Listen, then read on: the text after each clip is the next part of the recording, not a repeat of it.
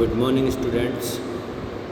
Myself Dr. R.P. Bagdi, Assistant Professor, Department of ABST, SPC Government College Ajmer.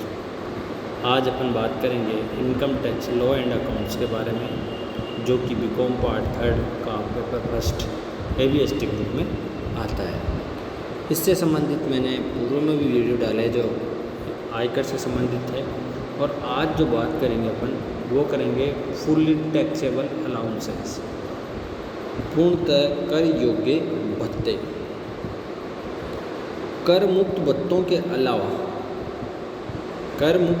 अलावा अन्य सभी भत्तों की राशि पूर्णतः कर योग्य होती है और करदाता की वेतन की आय में जोड़ी जाती है।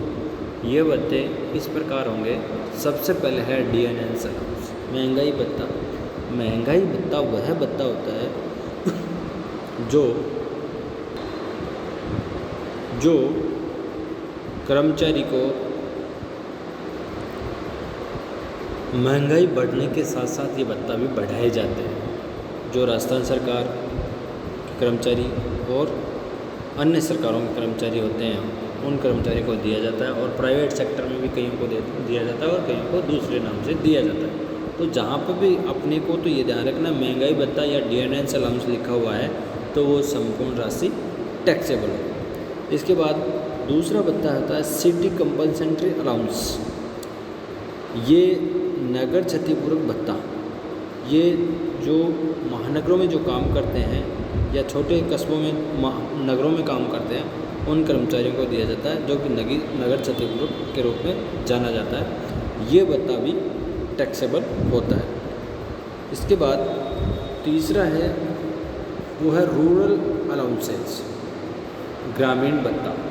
जब कोई व्यक्ति ग्रामीण क्षेत्र में कार्य करता है तो उसको ये भत्ता दिया जाता है, जिसको ग्रामीण भत्ता कहते हैं, और यह भत्ता पूर्णतः कर योग्य होता है। इसके बाद मेडिकल अलाउंसेस, चिकित्सा भत्ता। चिकित्सक से सेवाएं लेने के लिए यह चिकित्सा भत्ता जो मेडिकल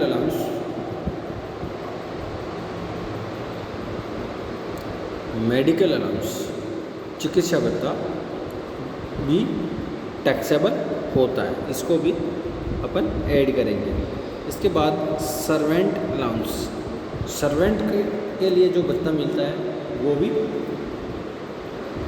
टैक्सेबल होता है। नौकर भत्ता, नौकर रखने के लिए जो भत्ता दिया जाता है वो भी टैक्सेबल होता है। इसके बाद प्रोक्टरशिप भत्ता,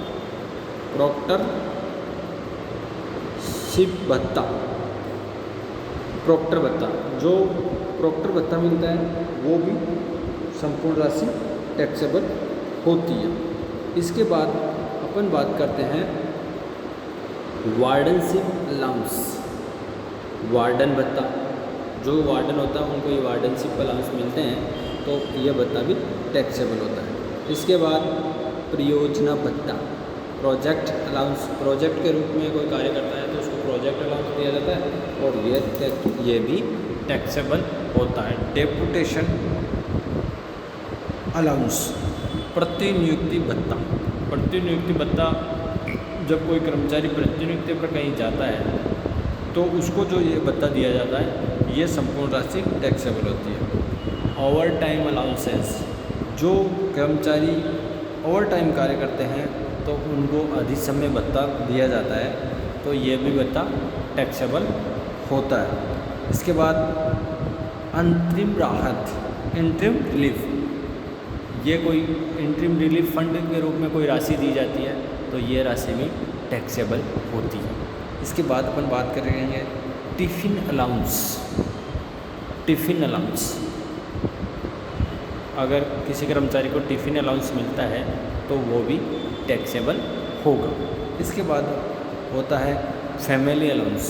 अगर परिवार भत्ता किसी कर्मचारी को दे हो तो वो जो परिवार भत्ते के रूप में जो राशि प्राप्त करता है वो भी टैक्सेबल होती है।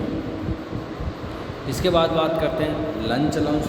लंच के लिए अगर किसी कर्मचारी को लंच अलाउंस दिया जाता है तो वो भी टैक्सेबल होगा, संपूर्ण राशि जोड़ेंगे टैक्सेबल इनकम। इसके बाद non practising allowance, non practising allowance, ये भत्ता अगर किसी कर्मचारी को या डॉक्टर्स को ये भत्ता मिलता है तो ये भी टैक्सेबल होता है।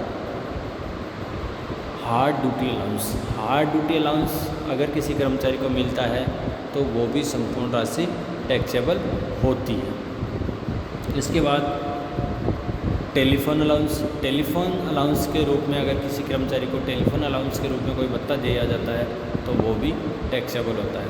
इसी प्रकार गार्ड अलाउंस, गार्ड भत्ता अगर किसी कर्मचारी को दे है तो वो भत्ता भी टैक्सेबल होता है। और इसके बाद सिक्योरिटी अलाउंस और अथवा डॉग अलाउंस, सुरक्षा भत्ता अथवा कुत्ता रखने हेतु भत्ता अगर किसी कर्मचारी को मिलता है तो ये भी संपूर्ण राशि टैक्सेबल होती है।